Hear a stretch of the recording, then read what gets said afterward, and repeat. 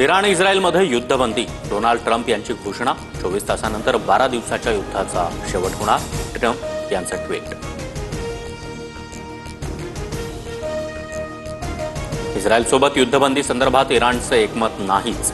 इराणचे परराष्ट्र मंत्री अब्बास अराक्ची यांचा ट्विट.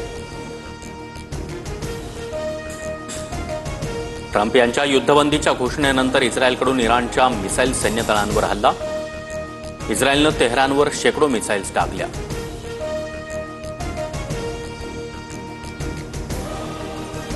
इराणकडून कतारमधील अमेरिकन एअरबेसवर हल्ला.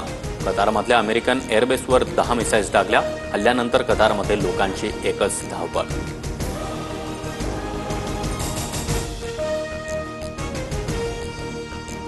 इराणने केलेल्या हल्ल्यानंतर जगभरात चिंतेचं वातावरण. सौदी, कुवेत, जॉर्डनमधील अमेरिकन एअरबेस अलर्टवर.